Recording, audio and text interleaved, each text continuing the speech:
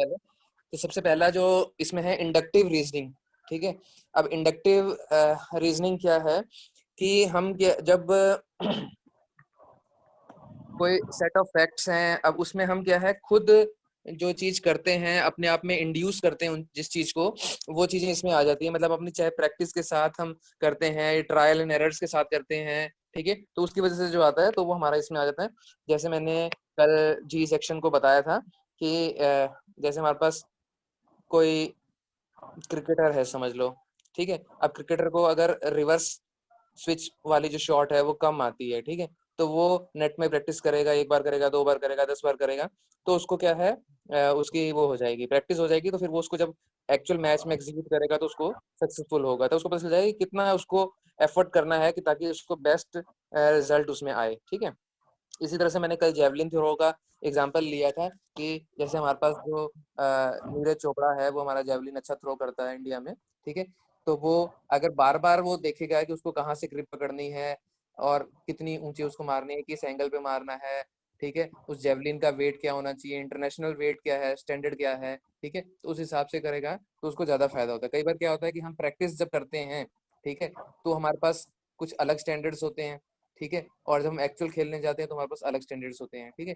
जैसे हम बैडमिंटन भी खेलते हैं तो कई लोग, अब जो कॉक होती है वो हल्की होती है, किसी टाइम में भारी होती है, ठीक है, लेकिन जब हम बाहर अगर खेलने जाएंगे, अगर ओलंपिक्स में खेलने जाएंगे या कोई इंटरनेशनल या स्टेट लेवल का कोई इवेंट में खेलने जाएंगे, तो उसमें डक फेदर की यूज करते हैं।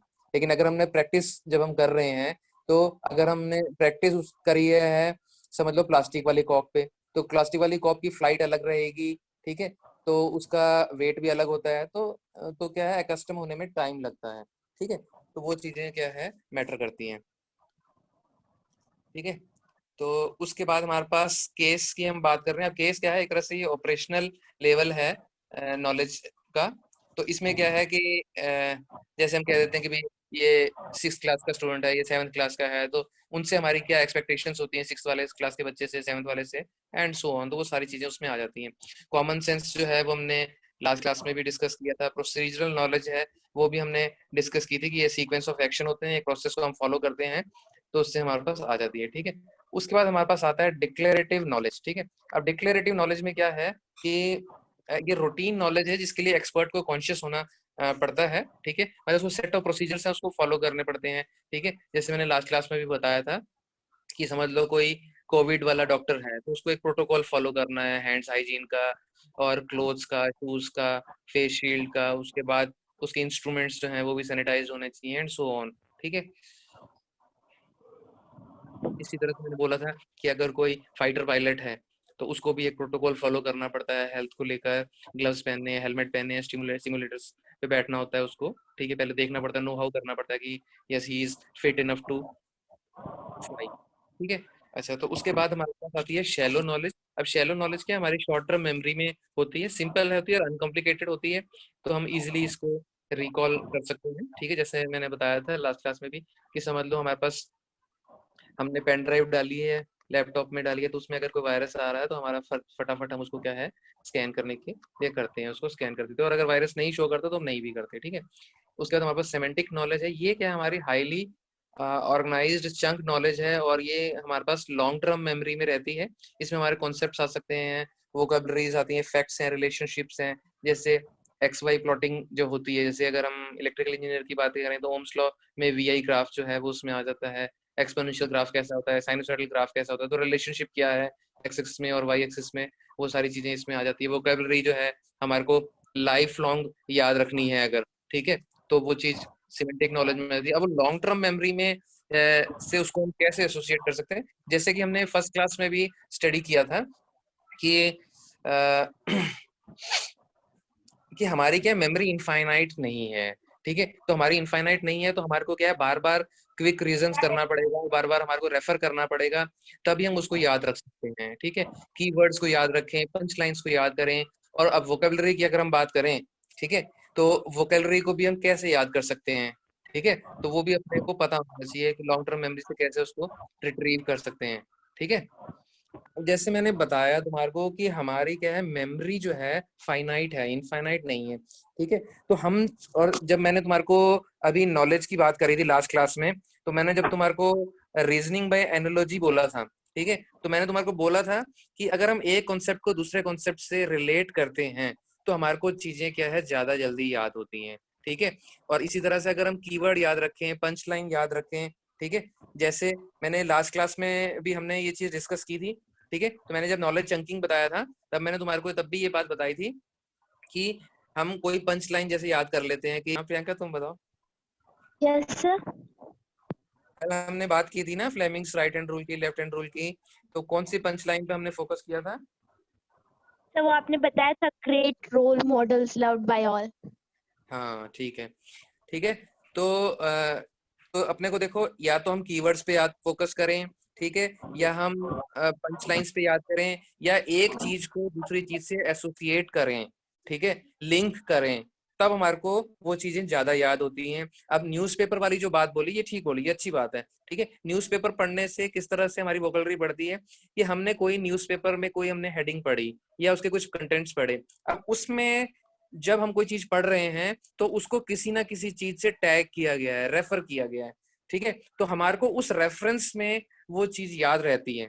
ठीक है, अब वो चीज याद रहती है तो उससे रिलेटेड जो चीजें होती हैं वो भी हमारे को याद रखने लग जाती हैं। ठीक है, तो एक तो क्या है, हमारे को रीजनिंग वाली बात जो मैंने बताई, रिलेट करो एक चीज को दूसरे चीज से। अगर हम सिंपल डिक्शनरी उठा के रोज याद करेंगे या हम वोकेबलरी वाले ऐप से याद करेंगे तो हमारे को नहीं याद होंगी, याद हो जाएंगी, लेकिन जैसे मैंने बताया कि हमारी इनफाइनाइट मेमोरी नहीं है, वो चीजें वोलेटाइल हैं, हम भूल जाएंगे बार बार। लेकिन अगर हमने किसी एक चीज को दूसरी चीज से रिलेट किया तो हमारे को वो चीजें याद रहेंगी, नहीं तो हम भूल जाएंगे।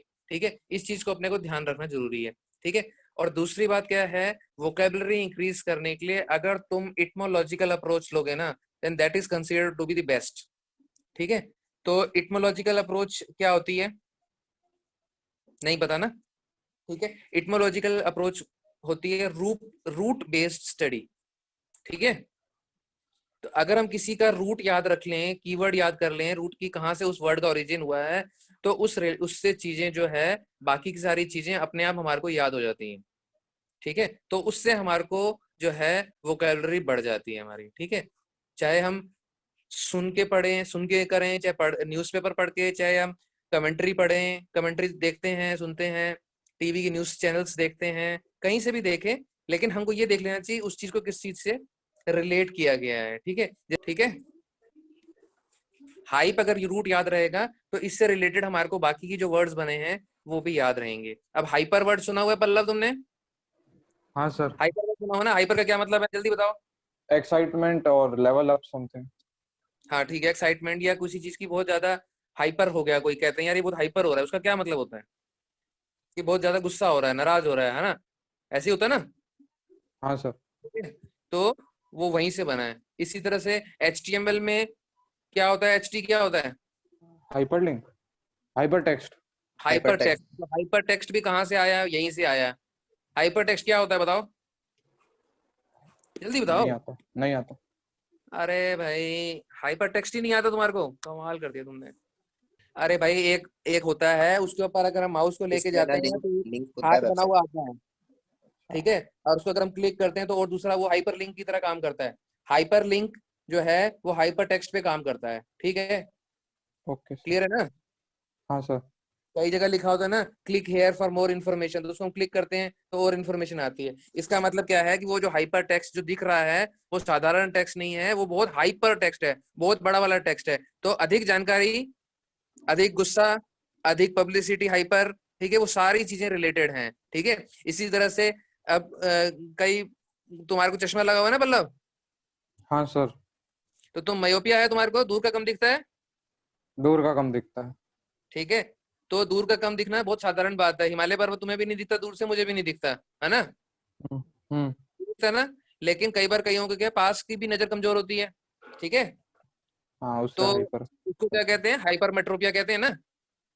तो हाँ पहले ये हाइपर माना का। जाता था कि दूर की चीज अगर नहीं दिख रही तो कोई बात नहीं, बहुत कॉमन बात है, लेकिन पास की चीज नहीं दिखती तो कई बार मम्मी लोग, पापा लोग डांट भी, अरे यार सामने चीज पड़ी है तेरे को दिखती नहीं है, बोल देते हैं ना ऐसे हैं। तो इसका मतलब क्या, पास हाँ वाली सर। चीज अगर किसी को नहीं दिखती तो वो बहुत बड़ी बीमारी मानी जाती थी, हाइपरमेट्रोपिया। ठीक है, क्लियर है? हाँ ऐसे ही याद किया था सर हमने। हाँ ठीक है। तो रूट बेस्ड स्टडी अगर तुम करोगे ना तो वोकैबुलरी अच्छी ना हो जाएगी, तो वो तुम नॉलेज जो है वो हम दिमाग में डाल सकते हैं और चंक्स में रहेगा, तो जरूरत पड़ने पे हम उसको रिकॉल कर सकते हैं। ठीक है, उसके बाद हमारे पास क्या है, एपिसोडिक नॉलेज है। एपिसोडिक नॉलेज क्या है, एपिसोड्स में हम सीखते हैं, स्टेप बाय स्टेप सीखते हैं। ठीक है, कि हमने यहाँ तक एक स्टेज क्रॉस कर ली, उसके बाद सेकंड स्टेज क्रॉस कर ली, वहां तक हमारे को आ गया, सेकंड आ गया, and primary level, basic level होता है, फिर एक्सपर्ट होते हैं। ठीक है, अलग अलग स्टेजेस आते हैं उसके। ठीक है, उसके बाद हमारे पास टेसिट नॉलेज होती है, ये ह्यूमन माइंड के एक्सपीरियंस के में होती है। जैसे मैंने कल बताया था कि अगर हमारे को सीएनसी मशीन का कोई ऑपरेटर है तो आवाज देख के बता देगा कि उसको ऑयलिंग की जरूरत है कि नहीं, अगर है तो कहाँ पे जरूरत है। ठीक है, उसके बाद एक्सप्लिसिट नॉलेज है। एक्सप्लिसिट नॉलेज क्या है, ये जो एक्सपीरियंस उसने लिया है वर्षों से, उसको अगर उसने कोडिंग कर दी है, डिजिटलाइज कर दिया है, बुक्स लिख दी है, रिपोर्ट्स लिख दी है, मेमोरेंडम साइन कर लिए हैं, मेमोज बना दिए हैं उसके। ठीक है, तो उसको कोड कर दिया है, तो वो सारी की सारी एक्सप्लिसिट नॉलेज में आ गया। ठीक है, नॉलेज चंकिंग मैंने बता ही दिया। उसका एक्सपर्ट नॉलेज की हम बात कर रहे थे, तो इसमें हमने दो भागों में इसको मैंने विभाजित किया था, एक हमारे ट्रू एक्सपर्ट्स हैं और एक हमारे नॉन एक्सपर्ट्स हैं।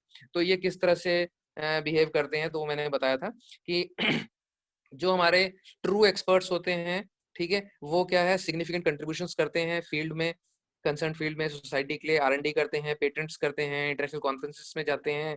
ठीक है, पेपर्स लिखते हैं, क्वालिटी ऑफ डिसीजन मेकिंग उनका अच्छा होता है, और डाटा से इंफॉर्मेशन अच्छी तरह से निकाल लेते हैं, इंफॉर्मेशन से नॉलेज अच्छी तरह से निकाल लेते हैं, जो भी कोई प्रॉब्लम होती है उसको कैटेगराइज कर लेते हैं 3-4 छोटे भागों में, फिर टीम बना लेते हैं उसकी। ठीक है, और ताकि काम को अच्छी तरह से वो कर सकें। ठीक है, और इन केस अगर उन जो उन्होंने पाथ फॉलो किया होता है, अगर वो फेल हो जाता है, तो उनके पास हमेशा प्लान बी होता है कि अगर ऐसा करने से फेल हो गया तो हम ऐसा कर लेंगे, वैसा कर लेंगे। ठीक है, समझ लो हमारी इंडियन क्रिकेट टीम जो है अगर इंग्लैंड में खेलने गई, ठीक है, और अगर उन्होंने स्ट्रेटजी बनाई कि भाई ठीक है, हमारे जो इंडियन ओपनर्स हैं वो उनको हम outside the off stump channel पे बॉलिंग करेंगे। ठीक है, लेकिन अगर हमारे बैट्समैन ने जो है ऑफ स्टंप की गार्ड अगर ले लिया और ऑफ साइड में अगर कोई बॉल आ रही है और उसको लेग साइड में अगर फ्लिक करके रन लेने लग गए, तो इसका मतलब वो फेल हो जाएगा प्लान ए, तो प्लान बी उनके पास होना चाहिए। ठीक है, इसी तरह से जो नॉन एक्सपर्ट्स होते हैं वो गोल्स पे ज्यादा फोकस करते हैं कि हाँ भी यार काम खत्म होना चाहिए कैसे भी करके। ठीक है, तो उनका काम अच्छा नहीं होता है, रिलायबल नहीं होता, टाइम कंज्यूमिंग भी ज्यादा होता है, तो that is not considered to be good enough. ठीक है, तो ह्यूमन इंफॉर्मेशन कहाँ से रिसीव करता है, सीइंग, टचिंग, स्मेलिंग, हेयरिंग। ठीक है, तो ये चीज भी हमने कल डिस्कस की थी कि जो हमारे सेंसरी ऑर्गन्स हैं इनको इफेक्टिवली यूज करके हम क्या है, इंफॉर्मेशन गेन करते हैं। ठीक है, अगर हम मैक्रो लेवल पे बात करें तो ह्यूमंस और कंप्यूटर्स क्या है, इनपुट पे जो रिसोर्सेस हैं, कीबोर्ड, माउस, टच स्क्रीन वगैरह से करते हैं। और अगर हम माइक्रो लेवल पे बात करें तो जो भी हमारे को सिग्नल्स मिलते हैं वो न्यूरॉन्स के थ्रू मिलते हैं, और उन न्यूरॉन्स को इलेक्ट्रिकल पल्स मिलती है, तो वो काम करते हैं। ठीक है, तो हम जो लर्निंग करते हैं, लर्निंग के लिए हम एक्सपीरियंस से कर सकते हैं, एग्जांपल से कर सकते हैं, डिस्कवरी से कर सकते हैं। ये 3-4 तरीके हैं जिसकी मदद से हम इफेक्टिवली जो है लर्निंग कर सकते हैं। ठीक है, उसके बाद हमारे पास जो नॉलेज हम पोर्टल से लेते हैं उसके बारे में हम बात करेंगे। तो पोर्टल्स में और वेबसाइट में क्या डिफरेंस होता है, ये मैंने बताया था कल, आज मैं उसको दोबारा थोड़ा फोकस करता हूँ उस पर, कि जो पोर्टल्स होते हैं it is the group of websites. ठीक है, this portals could have search engines, email services, polling services, map service and etcetera so on. ठीक है, तो ये डायनेमिक वेबसाइट्स होती हैं, डाटाबेस से रिलेटेड होती हैं, लॉगिन करने पर हम बहुत इफेक्टिवली अच्छे अच्छे काम इससे कर सकते हैं। ठीक है, तो इसकी जो पोर्टल्स होते हैं, जो हमारे इनपुट्स हैं, इनपुट्स को कंबाइन करके, एनालाइज करके, स्टैंडर्डाइज करके रेलेवेंट इन्फॉर्मेशन को हमारे को पुट अप करते हैं। ठीक है, कि भाई एक से ले लिया इनपुट, 2 से ले लिया, 10 लोगों से ले लिया, उसके बाद उनका निचोड़ क्या है। ठीक है, तो उसको निचोड़ को वो पाई डायग्राम्स में, हिस्टोग्राम्स में, वेव फॉर्म्स में, ग्राफ्स बना के एप्लेट्स की मदद से उसको अच्छी रिप्रेजेंटेशन कर सकते हैं। ठीक है, अच्छा, और जो हमारे पास हम बात कर रहे हैं अब यहाँ पे नॉलेज पोर्टल्स की, अगर हम स्पेसिफिक बात करें, ठीक है, पहले इनका काम केवल सर्च इंजन का ही रहता था, लेकिन आजकल काफी हो गया, अच्छा हो गया। तो स्टैंडर्डाइजेशन जरूरी है। ठीक है, कि अगर हम जैसे अगर कोई शेयरिंग कर रहे हैं, एक्सेल शीट में कर रहे हैं, क्या हमने किया है, या डॉक्यूमेंट में कर रहे हैं, ठीक है, तो कई इंटरफेस इसमें होते हैं। जनरली हमारे पास 2 तरह के इंटरफेस होते हैं, एक हमारा कंज्यूमर इंटरफेस होता है। तो जैसे कि अब हमारे पास नॉलेज पोर्टल्स की अगर हम बात करें, तो नॉलेज पोर्टल्स की तो कौन से पोर्टल्स हैं, यानी कि जो एजुकेशनल इंडस्ट्रीज से जुड़े हुए हैं, school, colleges, universities, IIT coaching centres जो हैं वो, और ई बुक्स लिखने वाले, ठीक है, कंटेंट टाइपिंग, कंटेंट राइटिंग वाले, ठीक है, फिर R&D जो करते हैं, ठीक है, वो सारी की सारी जो है वो नॉलेज पोर्टल्स के अंडर आ जाते हैं। तो ब्रॉडली अगर हम देखें तो एक कंज्यूमर का इंटरफेस होता है, एक प्रोड्यूसर का होता है, ठीक है। अगर हम अपने यूनिवर्सिटी की ईआरपी की अगर हम बात करें, ठीक है, तो तुम as a student log in करते हो, हम as a faculty log in करते हैं, तो तुम कंज्यूमर वाले में आ जाते हो, हम प्रोड्यूसर वाले में आ जाते हैं। हम उसमें डाटा अपलोड करते हैं, नॉलेज अपलोड करते हैं, सॉफ्ट फॉर्म में करते हैं, ठीक है, तुम लोग उसको डाउनलोड करके पढ़ लेते हो। उसके बाद हमारे पास ये है अप्रोचेस इन ऑर्गेनाइजेशन की, ऑर्गेनाइजेशन में कैसी अप्रोच होती है, ठीक है। तो यहाँ पे हम अलग अलग प्रोडक्ट्स की बात करेंगे। तो अब यहाँ पे हम जो बात कर रहे हैं फिजिकल प्रोडक्ट्स की नहीं कर रहे हैं, हम नॉलेज प्रोडक्ट्स की बात कर रहे हैं, ठीक है। नॉलेज बेस्ड इंडस्ट्री की बात कर रहे हैं, जो इसने बता दिया, coaching centres, university, content development and so on, ठीक है। तो पहला क्वालिटी की अगर हम बात करें तो it should meet the user expectations, ठीक है। तो उसके लिए नॉलेज का बेस अच्छा होना चाहिए। नॉलेज का बेस का मतलब क्या है कि उनके पास सॉफ्ट फॉर्म में अच्छा क्वेश्चंस होने चाहिए, क्वेश्चन बैंक होना चाहिए, ई बुक्स अच्छी होनी चाहिए और फिजिकली भी बुक्स अच्छी होनी चाहिए। अच्छा, जो आउटपुट उनका है, जो नोट्स वो देते हैं, रिलायबल होना चाहिए, एक्यूरेट सोल्यूशन उनको देना चाहिए। उसके बाद इसमें है कि system to work efficiently. Efficiently का मतलब ये है कि समझ लो कोई ई बुक वाला बंदा है, ठीक है। अब वो उसने पढ़ाना शुरू कर दिया, 1 2 3 4 पेज नंबर तुम 100 पे पहुंच गए, लेकिन पेज नंबर 100 में कोई ऐसी चीज है जिसके लिए कि तुम्हारे को डायग्राम रेफर करना पड़ेगा पेज नंबर 15 का, ठीक है। तो उसके लिए अनरिलायबल तरीका तो क्या है कि बैक बैक बैक जाके 75 पेज पे अगर कोई है तो 75 से अगर 15 पे जाएगा तो उसको 60 बार बैक का बटन दबाना पड़ेगा। तो ये क्या है, इनएफिशिएंट प्रोसेस है। एफिशिएंट प्रोसेस क्या है कि उसी में पेज नंबर 15 का लिंक दे दो, हाइपर लिंक, ठीक है, मतलब सुन लो, हाइपर लिंक दे दिया तो हमने पेज नंबर 15 पे क्लिक किया, पेज नंबर हमने 75 पे क्लिक किया, पेज नंबर 15 वाला लिंक, और हम वहां 15 पे पहुंच गए। 15 पे पहुंच गए तो पेज नंबर 15 पे भी पेज नंबर 75 वाला लिंक होना चाहिए, ताकि जब हमने वो डायग्राम रेफर कर लिया तो दोबारा हम उसको वहां पहुंच सके, ठीक है। तो वो तो अच्छी बात है। उसके बाद नॉलेज टेस्टिंग की हम बात कर रहे हैं, तो इसमें भी हमारे पास कई तरह के हैं कि पहले बात तो जो हम करते हैं सिस्टम प्रोड्यूसर है, करेक्ट रिजल्ट्स उसके आने चाहिए, ठीक है। अच्छा, और system behaviour in realistic environment, ठीक है, यानी कि जब हम उसको रियल वर्ल्ड में उसकी टेस्टिंग कर रहे हैं तो उसका परफॉर्मेंस अच्छे आने चाहिए, ठीक है। जैसे ईआरपी हमारा यूनिवर्सिटी का है तो वो बहुत अच्छा काम करता है, वो कोई दिक्कत नहीं आती, लेकिन जब हमारे पास एग्जाम्स के हमारे को मार्क्स अपलोड करने होते हैं ईआरपी पे, ठीक है, तो अगर हमारे पास यूनिवर्सिटी में 500 फैकल्टी हैं, जब वो इकट्ठा लॉगिन करती हैं, अपलोड करती हैं, और हम वेरीफाई करने के लिए उसको टेस्ट करते हैं कि भाई हमने जो अपलोड किया है वही हुआ है कि नहीं हुआ है, तब कभी कभी क्या है, ईआरपी जो है हमारा डिजायर्ड रिजल्ट्स नहीं देता। कई बार क्या होता है कि मैंने समझ लो कंप्यूटर थर्ड ईयर के मार्क्स अपलोड किए और जब मैंने उसको डाउनलोड किया तो वो कंप्यूटर सेकंड ईयर के दिखा रहा है, मार्क्स दिखा रहा है, या फर्स्ट ईयर के बेसिक इलेक्ट्रिकल के दिखा रहा है, तो वो गलत दिखाने लग जाता है, ठीक है। तो इसलिए इसकी टेस्टिंग करनी जरूरी है। तो इसमें इश्यूज क्या आते हैं, चैलेंजेस क्या है हमारे पास कि टेसिट नॉलेज की नहीं है, और जैसे lack of reliable specifications. Reliable specification का वही मतलब है जो मैंने अभी बताया कि हमारे को स्पेसिफिकेशंस बिल्कुल क्लियर होने चाहिए कि हमारा जो ये ईआरपी सिस्टम है ये इसकी मैक्सिमम लिमिट क्या है, कितने यूजर्स अगर इकट्ठा लॉग इन करें but still it will give the best results, ठीक है। वेरीफाइंग दी करेक्टनेस, कंसिस्टेंसी, ठीक है, नेग्लिजेंस जो है वो नहीं होनी चाहिए। अब इसकी और इश्यूज क्यों आते हैं, time limitation of the knowledge developers, जिसने डेवलप किया है उस नॉलेज को, ठीक है। कई बार क्या होता है, मालिक भी और जिसको वो प्रोडक्ट डिलीवर करना है वो भी जल्दी बहुत मचाते हैं कि यार कि तुम हमारे को पहले तो तुम्हारे को 15 तारीख को देना था, समझ लो 15 नवंबर को देना था, लेकिन हमारे पास को क्या है, हमारे को सिस्टम जल्दी लॉन्च करना है, तुम 1 नवंबर को ही हमारे को दे दो। अब जो वो नॉलेज डेवलपर्स हैं जिन्होंने वो सिस्टम डेवलप किया है तो उसको सफिशिएंट टाइम नहीं मिलेगा अगर आपने डेडलाइंस को प्रीपोन कर दिया, ठीक है। तो अगर ऐसा कुछ होता है तो भी जो है दिक्कत आती है। Complexity of in user interface, user की तरफ से भी प्रॉब्लम आ सकती है कि समझ लो कोई सॉफ्टवेयर है, उसके लिए रिकमेंडेशन ये है कि 4 GB रैम होनी चाहिए या उससे ज्यादा होनी चाहिए। इसी तरह से प्रोसेसर भी समझ लो बोल दिया कि भाई ऑक्टा कोर प्रोसेसर होना चाहिए, अगर मोबाइल पे आप काम करो क्वाड कोर से नहीं चलेगा, ठीक है। तो अगर करेगा तो फिर वही ब्लर आएगा या प्रोसेसिंग स्पीड बहुत स्लो होगी, बफरिंग होगी एंड सो ऑन, ठीक है। तो लॉजिकल टेस्टिंग की अप्रोच क्या होती है कि इसमें जो रिडंडेंट एरर्स हैं, रिपीटेड एरर्स हैं, वो नहीं होने चाहिए, ठीक है। कि नॉलेज की बेस की इन्फॉर्मेशन को हमारे को वेरीफाई होना चाहिए, कि उसके रूल्स वेरीफाई होने चाहिए, उसकी फंक्शनैलिटी को भी चेक करना जरूरी है, रिलायबिलिटी को चेक करना जरूरी है कि वो सिस्टम रिलायबल है कि नहीं।